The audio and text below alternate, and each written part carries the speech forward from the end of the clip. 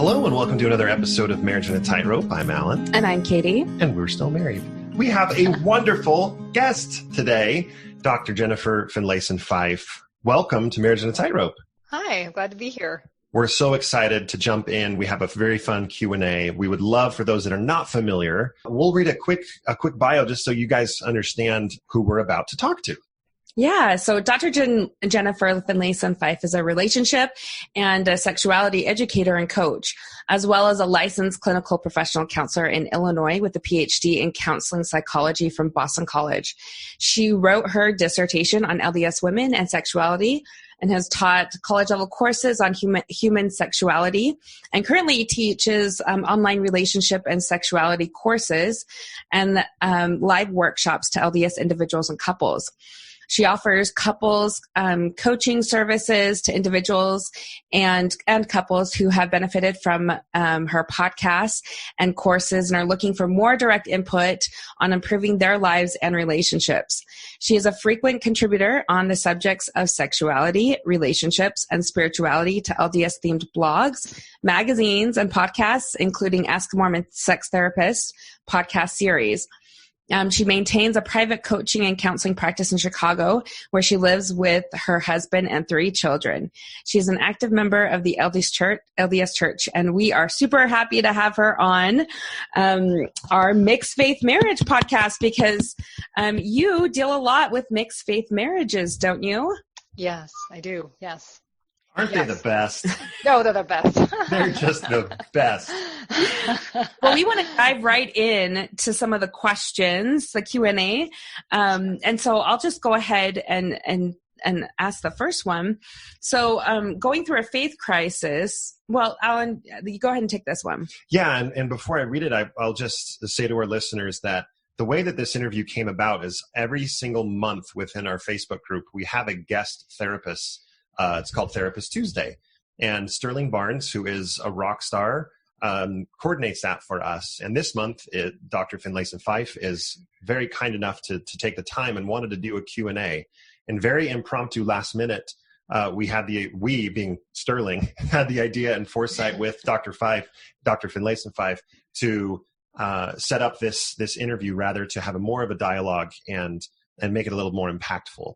So if you'd like to hear more from her, you can join our Facebook group or keep an eye on that every Tuesday this month. Okay, so here's the first one.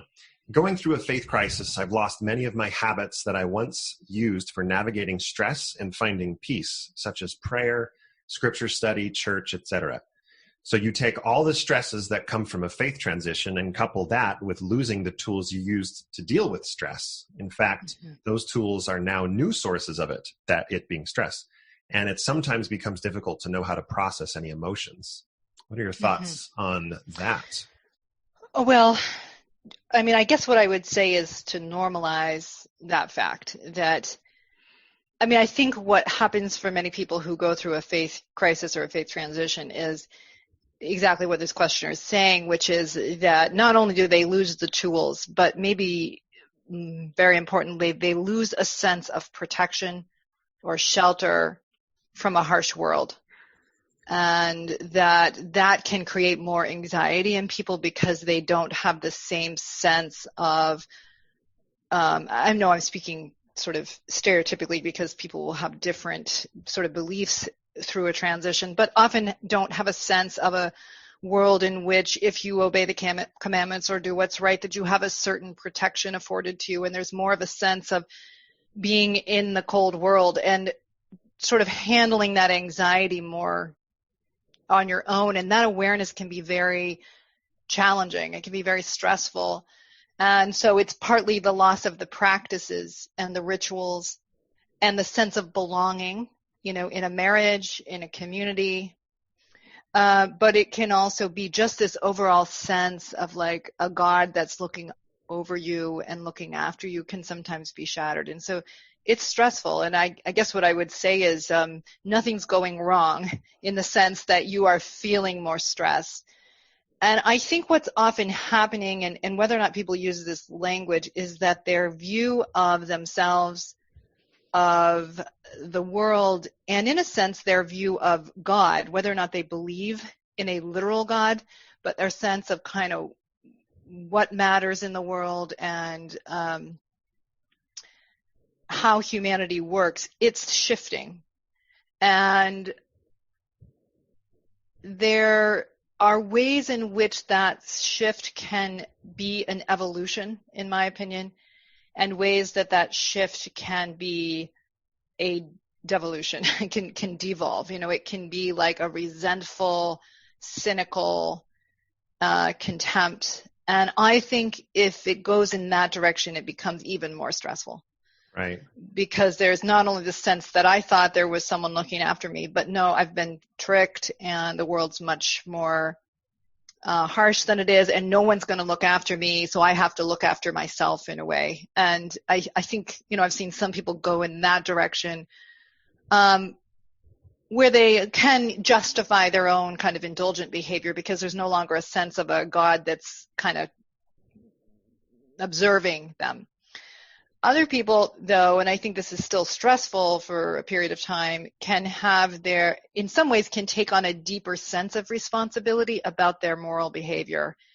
And instead of, you know, what some think is like, well, God's going to come again and clean up the mess down here, they have a deeper sense that what they do matters and that creating goodness and creating a better world is more in their hands, even if it's only a limited impact. You know, we may not have the sense of control that we want, but some can at least acknowledge that even if I don't have as much control or power as I want, I still do have some control and power, or I still do have a responsibility.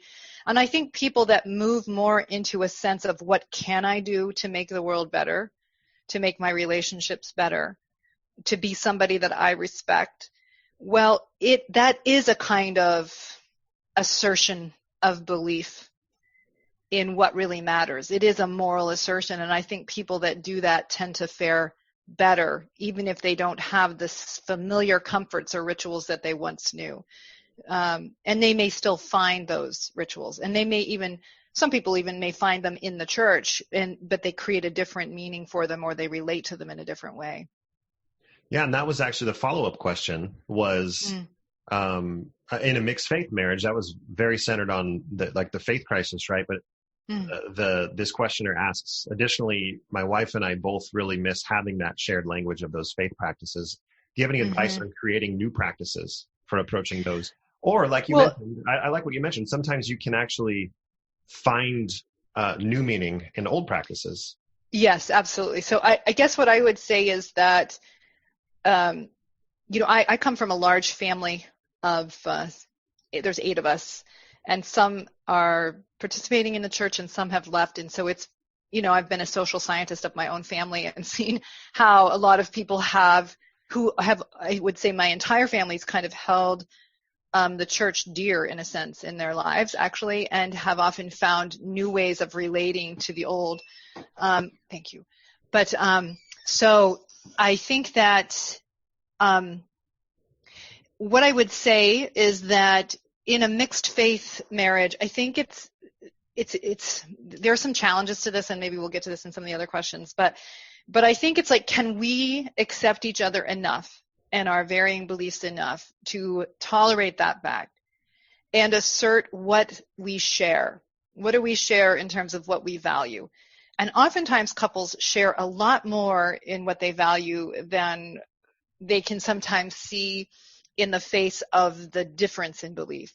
So oftentimes, what do we want for ourselves? What do we want for our children? That often these kind of core and important, simple but difficult values of loyalty, honesty, perseverance, just things like that what do we stand for that we think matters of how we want to live in the world and we'd like for our children to live in the world. Because I think if you can assert those and come to a shared set of values, then you can think about how do we kind of lay claim to these in our family, in our marriage, in what we offer to our children.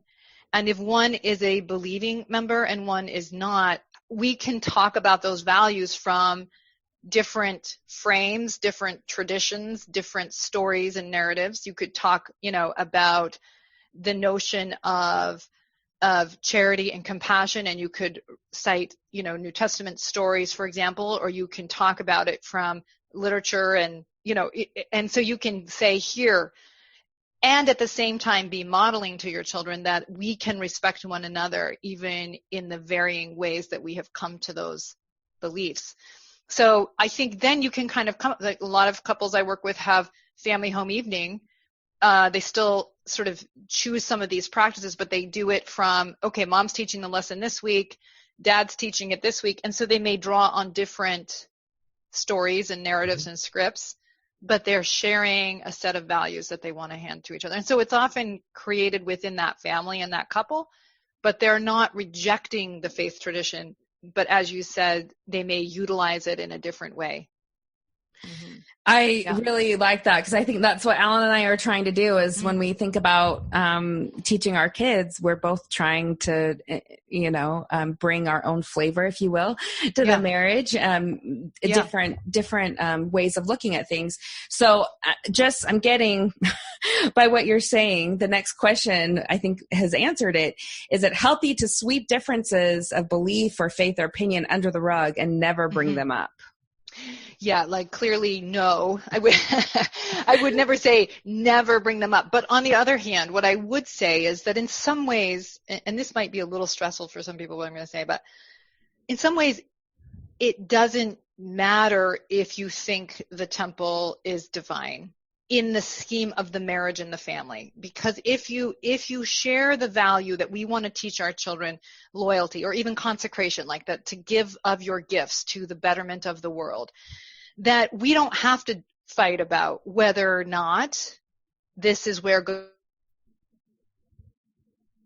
wants me to be, because I believe it is and you believe it isn't. I utilize the temple to foster my ability to make sacrifices. It facilitates and helps that.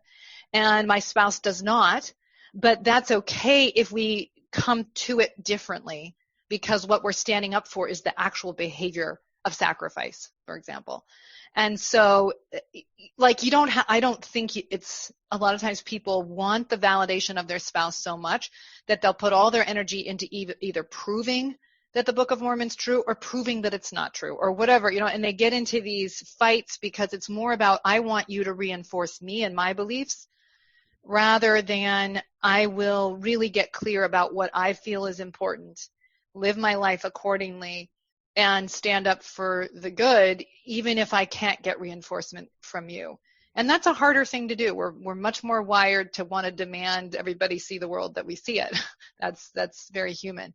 So I would say, yes, it's fine to sweep it under the rug. I'm not sure if that's quite the right word, to let it go if it's not really about the core issue of your behavior, and appreciate that people may come to virtuous behavior differently. I like that. Come to virtuous behavior differently. I like it. Mm-hmm. So Katie and I could speak directly about this one, that there are normal issues that come up with a mixed faith marriage. What are some of those normal issues? I think maybe the listener may feel some reassurance that what they're experiencing is normal, is common, are things that you can work through. And then conversely, what are some big red flags that may come up as well? Well, the normal part is, first of all, if you have a spouse that goes through a faith crisis, it really alters your relationship to the community, whether or not you want it to. And so you're no longer, if you're the believing spouse, you don't have the same status anymore within the community through no fault of your own. Okay.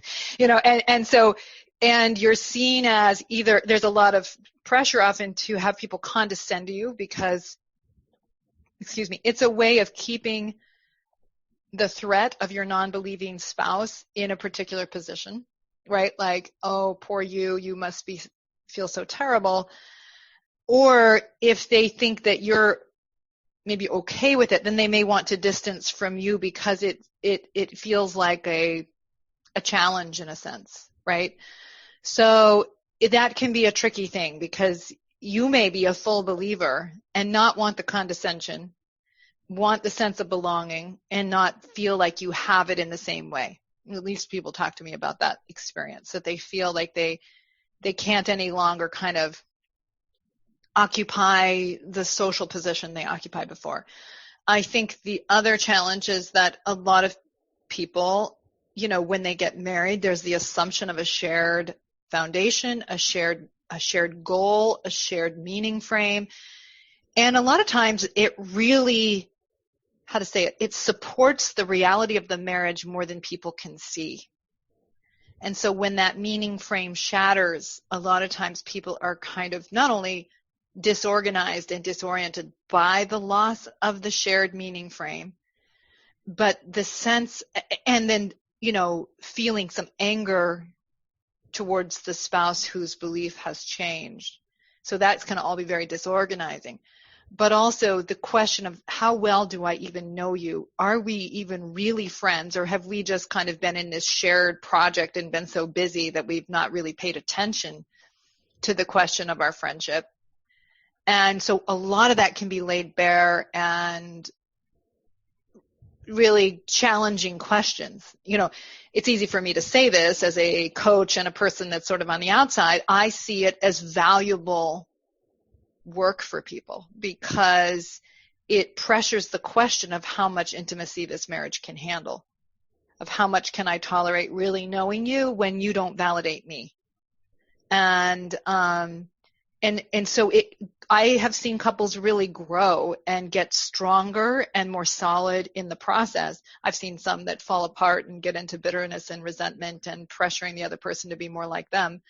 But it is a chance for people to grow, but it is uncomfortable, 1,000%. Mm-hmm. The theme song you didn't hear that we played before the interview is called "Grow as We Go," and the whole theme of the song is that you can change if you need to change. Like, you can change right next to me. I'll grow with you, and you can grow, and I'll be right there beside you. So that rings true. Yeah. One thing I wanted to talk about, because I really liked what you touched on, for those who are still believing, and they feel like there's not a place for them in the church anymore. Yeah. And I think that there are a lot of people in my position who end up just kind of fading away because they don't feel like they've been heard or valued, or that they are part of the community anymore, which is very sad. And this next question is, what are some of the benefits from a healthy mixed faith marriage that go underappreciated by a church culture that emphasizes marrying and staying in the faith? Like, how can we be confident in our marriage when we feel like we don't belong? Right. So I absolutely, just remember that I didn't talk about the red flags. Should I go to the red flags and then come back? Okay, sure. So not, but they're important. What I would say with red flags, I mean, maybe two issues come to mind is that anytime people, when people become tyrannical in their perspective, and I've seen people do this through belief and through non-belief, that somebody's like, I'm woke, I see the truth of things, and I'm just going to shove it down your throat, and they use a kind of self-righteousness. Okay, I'll do it from the non-believing position. They can use a self-righteousness and a kind of demand that you see the world the way I do, and I'm going to trample over your beliefs from a place of moral and intellectual superiority. So that's really indecent. It's really insecure. I mean, my challenge to people who do that is like, look, I thought you didn't like dogma. I thought you didn't like tyrannical demands of conformity, and yet you're doing that precisely in the opposite in your marriage.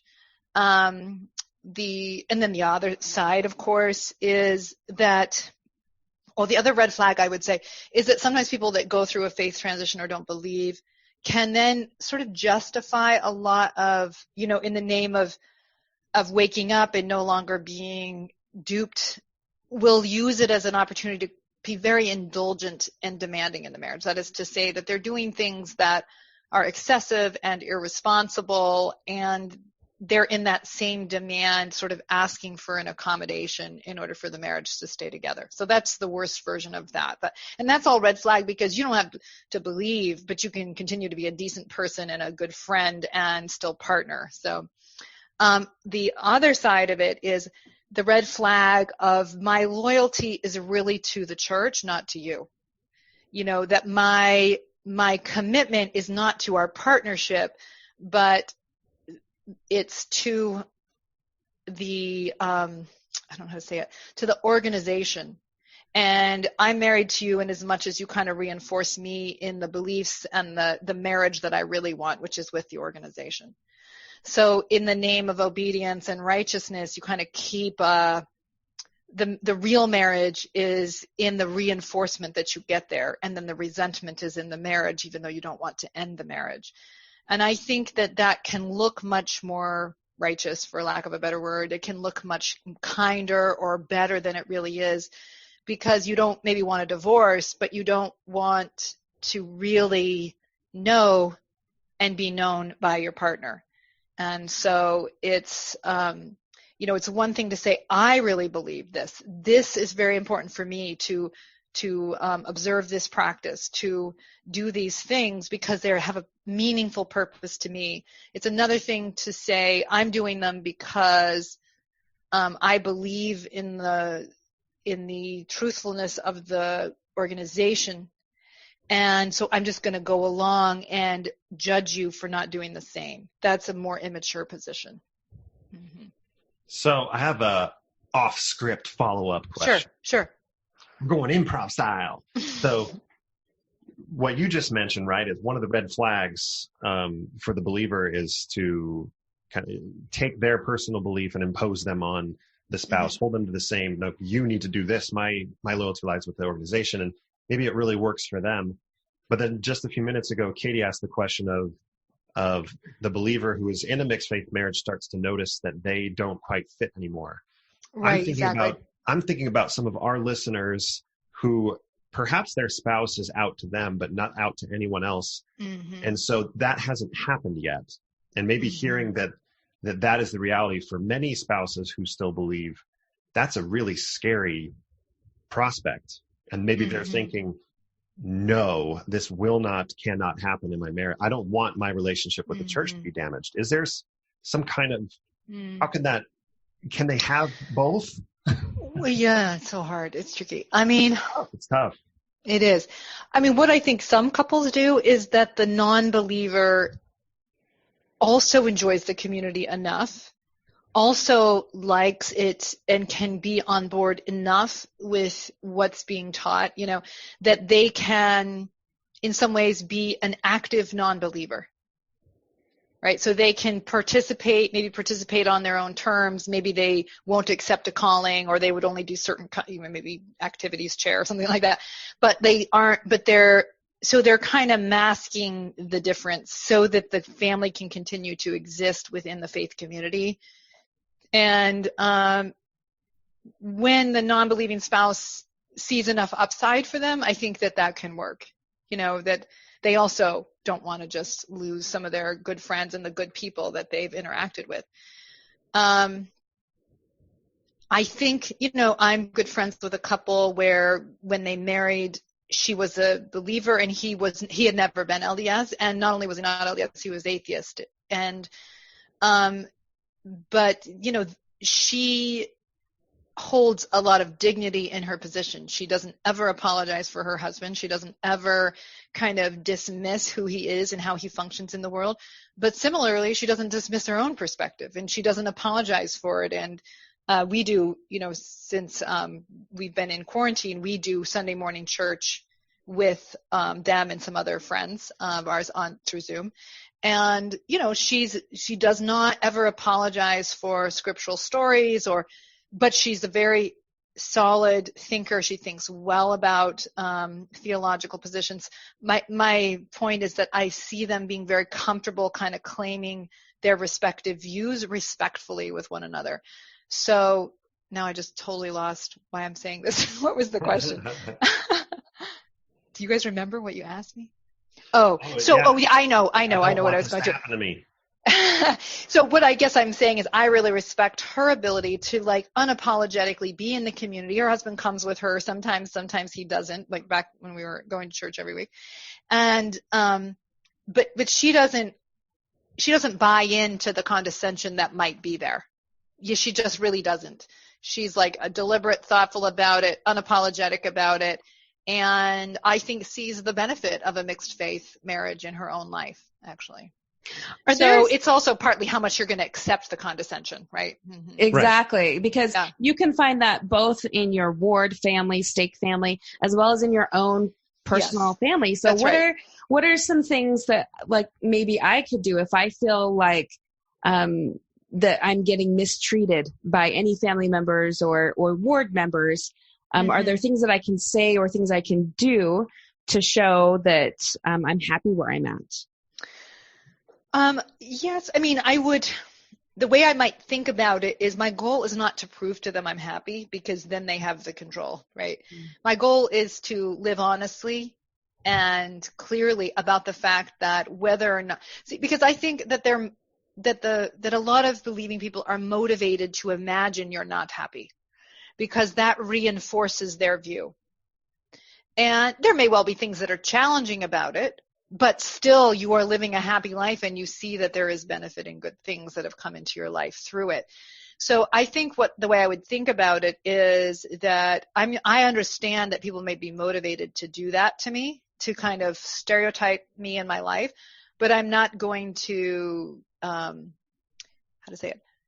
not going to reference their view to fend off. I'm going to just live as it is and live honestly, which is, oh yes, there have been things that have been challenging for me, and it also is clear to me how much I have become a more solid moral thinker in the process about what I really think and feel. You know, so you're not proving it, you're just not going to pretend you just are owning your reality and your experience. And, you know, I think that's kind of powerful because it's sort of a message that I don't believe I have anything to apologize for. And that's strong in its own right. If it's like, hey, Mom, I feel like you're being condescending to my husband, you shouldn't be, he's a good guy, but that's more almost reinforcing the condescension, right? So it's a little like owning the dignity of your reality. And it takes some work to do that when you know people are invested in taking your dignity away around that and just not letting them do it. It's a more personal decision, and you have the locus of controls in you more than it feels like at times. So what is that not letting them do it? Meaning you don't buy into, you don't submit to it. So it's like, you know, like for example, it might look like you just unapologetically, I have another friend whose husband he was LDS at one point, left right after his mission. She ended up marrying him years later. He comes with her to church, but he also drinks, and she never pretends otherwise. You know, she doesn't say, you know, they have friends over and they see the alcohol in the cabinet, and you know, she doesn't hide it or feel embarrassed or anything. She just like, it is what it is, you know, and he's awesome and I like him, and, you know, and he sees it differently. So, and it's kind of like, I'm not going to accommodate your view that this is a scary, bad thing, because I can hold the dignity of who we are. Yeah. So when I say don't let it, it's like I'm not going to, you know how you like go and you know what someone's thinking and then you're trying to defend yourself in their mind? You've put the locus of control in them rather than I know my experience and I'm going to hold on to what it is and kind of give myself and us as a couple that respect. So what is a response if a family member more than thinks, but they actually say it? Let's say a family member pulls you aside and says, hey, I see that there's alcohol in the house and the spirit's not going to live here anymore. And like, what does a non-defensive response or reaction look like? I would say I think judgment of others drives the spirit away much faster than a bottle of wine. Yeah. Ooh. Can we use that? We got to put that in a quote somewhere. I'm going to put a bottle of wine in the kitchen just to set up the opportunity. Yeah. I like like that. Yeah. That's a great response. Thank you. Yeah. So that's one. So it's like, and I mean, it's about holding a mind that sees the limitation in that perspective. Now, if you're like, I've got to prove that's not the true one, then you're back on your heels, as opposed to the Spirit's not big on small-minded people. Right. So it's like, okay, I get that this person lives in a more limited reality than I do. And I'm not going to pretend it's the opposite. Mm-hmm. Lovely. So we can go back to that initial question before the red flags, right? Oh, Right. yeah. What was it again? It was, go ahead, Katie. Sorry. Oh, yeah. So just what are some of the benefits of a healthy mixed faith marriage that may go underappreciated from family and friends? Well, one of the real benefits is that it helps your children to be offered, especially if parents do this well. If parents do this with respect and genuine, mutual respect and care, love for each other, those are super fortunate kids, because it allows them to live in two worldviews, allows them to see that people can respect and love each other even when they orient to the world differently, and be able to experience both worldviews. I mean, honestly, that's a lot why I am who I am, because my father was stake president and so on, and then he went through a faith crisis when I was in about 8th grade. He ended up staying in the church and kind of coming back to it more completely later on. But I really watched that happen, and I watched what my father was trying to sort out and grappling with. I also was growing up LDS in Burlington, Vermont, Vermont's very liberal within a conservative faith, and I was able to live in different worldviews, which I think is partly why I am able to do what I do, because I know those worldviews, because I lived them, and I thought I saw how people thought within them. And not only did it inform the way I chose and what I chose to live my life around, but it was an informed choice. So it really belonged to me, and it allowed me to be not narrow-minded. When I see people who occupy different positions, I can kind of understand and appreciate why they are where they are. So I think if you can see a system that does that respectfully, it really does give them the advantage of really forging a moral path that is true to the best in themselves. With, it's hard to see any positives when you're first going through this. And a lot of people are just in the thick of it. They're just, barely surviving right now, because they're really feeling a lot of grief, right? From this change. So what advice do you give to couples who are just starting out on this road, that are just going down this road? What are your best pieces of advice there? One thing I would say is that the grief is real, and they don't need to pathologize it, because it is a loss, and it's a loss for the non-believing person too. I mean, a lot is kind of falling apart, and it can feel like a free fall, and it can feel pathological. It can feel like things are going wrong. And what I guess I would say is, the fact that you feel that way is okay, and in some ways give yourself the room to grieve, to a point. Okay, if you're like actively grieving 10 years in, that might be a problem. But to a point, you really need some time to just metabolize the loss. I think, though, that there is also, like with so much loss, there is an opportunity for a deeper kind of growth, and for your spirituality to grow, your understanding of God to grow. Your understanding of the world that God created can be expanded, and more opportunity to know God's mind in a way. And it's hard to appreciate that. Like when I was a freshman at BYU, my brother, this was pre-internet, it's so weird to even think about that, but yeah, but he was going through a faith crisis. He was my oldest brother. He was reading lots of old, church history stuff, and then was doing the most annoying thing, which is coming and hanging out with me and telling me all about it. Okay. Right. And I would be like, I love you, but I hate you. I mean, I don't want to know you. That's really how I felt. Like, I don't want to know what you're learning about. I don't want to know what you're thinking about. So after having spent an evening with him, I was driving back to my dorm, and I remember praying and saying to God, like, I'm going to distance myself from Chuck because to preserve my testimony. And I remember just having the distinct feeling that is cowardly. That's cowardly. Like, that anything that is true can survive me caring about my brother and knowing him.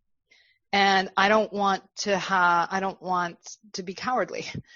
And so it was for me to make a decision that I want to love people and know them and let myself learn what I need to learn and believe in a God who values that process. And I would, I was young, and I would sometimes think, okay, no, maybe God just wants me to just conform and hold on to what I'm being told is true. But over and over, I would have a sense of, no, God wants me to be honest and awake, and that who God is will reveal itself through that process. So at the time, I thought as pathological. I would kind of say, well, I have these questions and doubts, but these good people over here, they don't. And that must mean there's something wrong with me that I even have the questions that I have. But, in retrospect, I am so grateful that I was kind of pushed into that process, that I did it honestly, because I feel like it informed me to be a wiser person, a more anchored person into my own integrity and my own compass. And that's tremendously valuable in a complex world. And so it's easy to pathologize it, but I think that faith crisis is often a process of spiritual evolution that we pathologize. Mm-hmm. I hear that, and I think to myself, so much of what we've done over the past couple years has been thanks to personal revelation that necessarily isn't what we're taught about at church. Is we rely on leaders and what other people tell us. But I think over the past couple of years, in our relationship and my own development, I've really leaned heavily on that personal revelation in order to get me through. And it sounds like that's exactly what you're talking about. Yeah. I had to throw the acts-based marriage away and rely on the relationship. That's right. That's right. Which is a much more intimate marriage. That's the thing. Because we talk about intimate marriage, but a lot of times what we create culturally is a role-based marriage that's really not very intimate. And you can be so busy in your roles that you don't kind of see it. Intimate marriage is much more challenging and will push you more in your moral development because you have to accommodate another annoying person. And in that they aren't going to just reinforce you and think the same way you do and, buoy up your sense of who you are and the world you live in. And that challenge, we can pathologize it, but it can be very valuable if you will let it push your development. Just one more question along with, especially children and families and raising kids, it can seem a little easier, like we have little kids and we have a few teenagers, we can voice our opinion, but it seems to be a large challenge for those couples who leave when they have adult children who are trying to get them back. So what's the best way to keep those relationships when you're dealing with older kids? Yeah. That's very interesting. I actually don't know if I've worked with a couple in that situation, but I'm just imagining it. So what you're saying is the couple leaves together when they have finished raising their family, but now they have children who are devout, who then judge the parents. Or even one spouse is out and one is in, and the pressure is coming from the children, not from the spouse or parents. We know a lot of families, relationships that have been ruined because of that. Yeah, that's hard stuff. So this is what I would generally say. I don't have a great answer for it, actually. I mean, it's hard because if you feel like somebody is trying to get you to be a different person or to believe differently, I think the question is, why are they doing it? Okay, it's like, what's motivating the pressure? And is it coming from something strong and good in them, or is it coming from something weak and limited in them? So is it coming from, I'm genuinely worried about your eternal salvation, Mom? Like, I'm genuinely concerned that I'm not going to be with you in the next life. And so, yes, I want you to go to church. Yes, I want you to go to the temple because I don't want to lose you. And at least then you know what's driving it. It's like, I really want to be with you in the next life, and I genuinely don't think that I will be. Because at least then it's driven by a sense of genuine care and honest belief. If it's coming from a place of, it's stressing me out that you're not reinforcing the worldview I live in, and so I kind of put my fear, I manage my fear through judgment and condescension, that's a lot harder because it feels more that it's not really open to know. Because in the first scenario, you can say, if you're the non-believer, you can say, look, you may be right. I may not be in the next life with you. I don't know, but I've come by this honestly, and I can imagine that God would be compassionate towards that fact because I don't feel that I've deceived myself into my current position. And maybe my position will continue to grow and move in a different direction, but I believe that that I don't want you to be afraid, and I'm living honestly, even if it's differently than you, because then that person's at least open to, yes, it scares me, but I can respect you. You know, I mean, I would say that's my mom with some of her children. My mom is a very wonderful person around this. Like, she is really a strong believer. Her faith has meant a great deal to her and has made her. She's like a true Mormon. You know what I mean? She used her faith to really love people and really accept people, including the non-believing ones, without judgment. And she doesn't sit around trying to get them, leaving ensigns on the table. She doesn't do that. She's like, I believe that God, they can work that out with God, and I'm not going to worry about it. Now, I think in a moment she'll think, like, is there a chance I won't be with them? Is that really true? But I think then she just says, I believe in a compassionate God, and I see the good people that they are, and it's going to be okay. So, so that's that. If you believe in a loving God, I think you can handle that fear a little better. If it's about, I just want you to be what makes me feel better, well, that's not really based in love. That's based in a desire for self-reinforcement and using self-righteousness to pull it off. And I think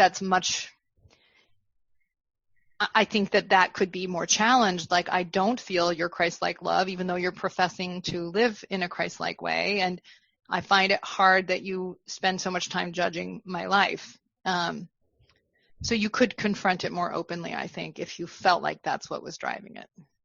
I think that's an excellent answer. And I really appreciate you bringing in your mom into it. Yeah. Because I think that sometimes people feel like, oh, well, that's their clinical profession, but yeah, no, it's your personal lived experience as well. Yeah. Mom's awesome. I don't mean to correct a doctor by any means, but I think the best advice would be have your faith crisis 25 years ago. Yeah. So stop it. Yeah. Go back in time. You're saying that Beth is fine. Have it. Yeah. Well, it's true. It is hard to have it with a family and kids, and it's hard to figure out, how do I navigate this? I think another challenge people can feel is they feel like their choices have been taken from them on both sides of it, which can make it even harder. It's one thing, like my friend who married knowingly her atheist boyfriend, and he married knowingly his believing, devout LDS girlfriend. But because then they're like, there's still these challenges and there's pressure points in their marriage, but it's like we really chose it, and we'd do it again. It's a little trickier when it's like, wait, if I'd known you were in a faith crisis, I wouldn't have married you. And that is harder because it's like you're in a struggle that you didn't plan on or didn't know. But on the other hand, that is life. Right. You have a child and you are having challenges you didn't anticipate or know, and that's how it goes. But forgiving life for that fact, that can be its own moral process. Mm-hmm. Yeah. You mentioned something earlier. I love that you shared that story with your mom. You mentioned a story with your brother as well, and the butchered quote that I really like that you said was, the truth can handle whatever the relationship throws at it. Yes. So with your brother, I think you implied, you didn't go on to say that, okay, you called him up and sat down and let him read to you all the anti-Mormon stuff or whatever it is. But I think, what we've seen is the closer the relationship, the harder it actually is. And in a marriage, for sure, sitting down and having doctrinal conversations can be really difficult. Yeah, absolutely. So can the truth handle that type of, like, what recommendation would you give of if a couple or at least one of the people in the marriage feels it's very important to sit down and read the gospel topic essays together, not separate, but together? How should a couple go That's through a red something flag, like that? Alan. Is that, because you're being tyrannical. Now, this is hypothetical. This is not me. Okay. Yeah. So, well, okay. A couple thoughts. First of all, I agree completely. Three thoughts. First, I would say, I think, my read of Christian theology is it is primarily relational. That the primary issue is the relationship. Love is the most important principle, and everything else is designed to reinforce that capacity to know and be known, to love and be loved. And if you prioritize ideology, status, the Sadducees and the Pharisees, we do that. And yet we like to think it's the Sadducees and the Pharisees, as opposed to we are so vulnerable to that idea that whether or not we're believing or not, that we have the truth, we know how things really are, and we feel sorry for everybody underneath us that doesn't get it, right? So that's a very human, very easy thing to do. Love is much, much harder because it pressures you to grow. It pressures you to stop being in a narrow, childish position. And so I love that about Christian theology, and I love that about thinking like, can my faith must withstand love for it to be valuable. Now, second thing I'd say is you're absolutely right that the closer the relationship, the harder it is, because they impact you much more than your brother who lives in another town or another state or whatever. That's easier, and you can visit him as much as you can handle it, kind of thing. I'm actually quite close to my brother now, but but you can sort of manage like how much of his reality do I want to kind of tolerate and know. But so what I would say is when it's someone that you know and love, I would say the hardest work to do is I talk about this in my relationship courses that I teach, which is that the hardest work is just shutting the hell up and listening, okay? Like actually understanding the way the other person thinks and being curious, not to take it down, not to prove to them they're wrong, but being curious to understand how that view is put together, and that any challenge is about not how it is in reference to your view, but how it is even in reference to their own view.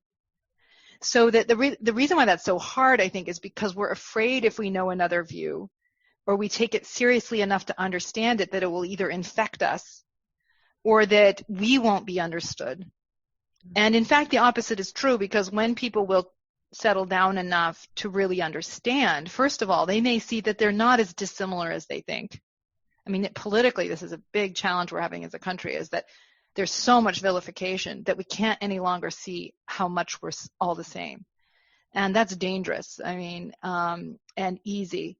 So this idea of settling down enough to think about, I want to believe that your faith crisis was fully out of an indulgent place, but how did you come into it? And why doesn't this make sense for you? And not like why doesn't this make sense for you, but like, why doesn't this fit? And how does it fit in your screwed up head that this doesn't fit? I'm teasing, but like, it's very easy to want to like make it wrong, but to see if you can settle your own voice in your head to stay open to just understanding. And one way I think to facilitate that in yourself is to say, first of all, it is an act of love to understand another person. And I can decide what I think about that view after I really know it, but be fair enough and honest enough to know it. And then I can decide what I think of it and whether or not I think it's for me, whether or not it fits how I think.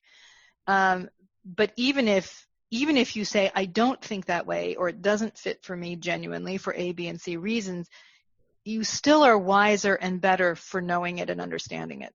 And you can say, I can tolerate you having that experience, living in that experience.